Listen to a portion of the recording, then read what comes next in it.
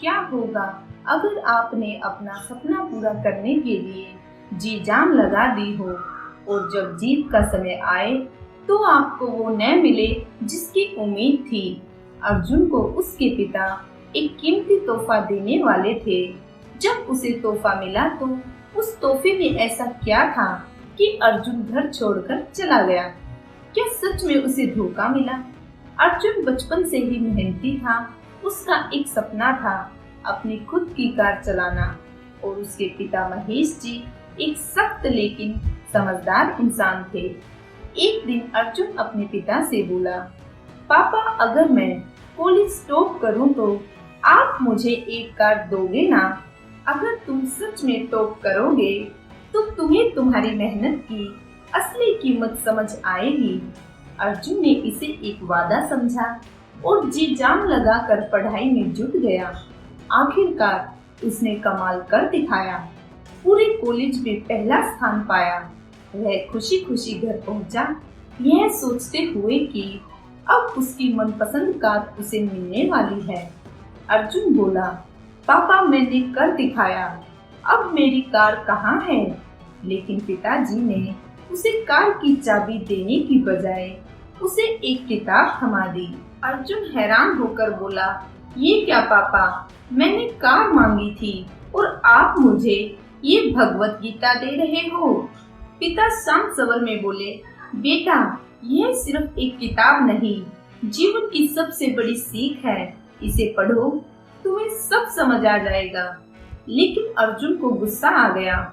उसे लगा कि उसके पिता ने उसे धोखा दिया है।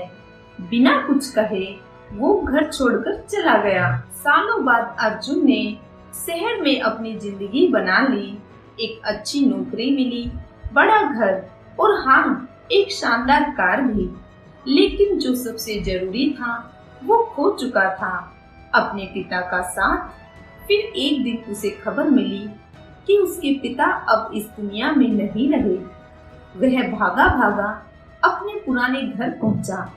सब कुछ वैसा ही था, बस उसके पिता अब नहीं थे। उसके कमरे में उसने वह किताब देखी जिसे उसने कभी खोला ही नहीं था, धूल से ढकी भगवत गीता। उसने कांपते हाथों से किताब खोली और पहले पन्ने पर पिता का एक नोट पढ़ा। प्यारे बेटा, जीवन में धन और सुविधाएं जरूरी है, लेकिन असली सफलता तब है जब तुम उसे सही अर्थों में समझो।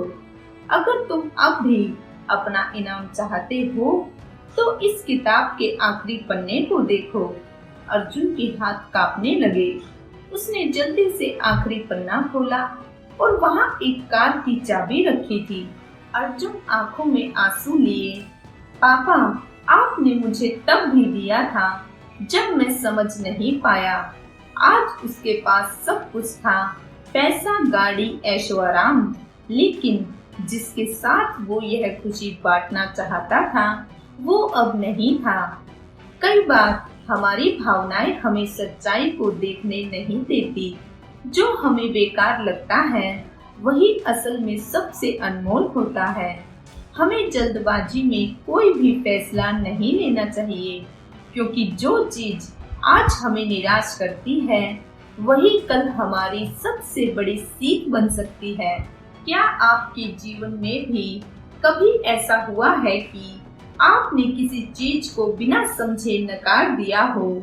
सोचिए और अगली बार किसी चीज को समझने से पहले उसे ठुकराइए मत।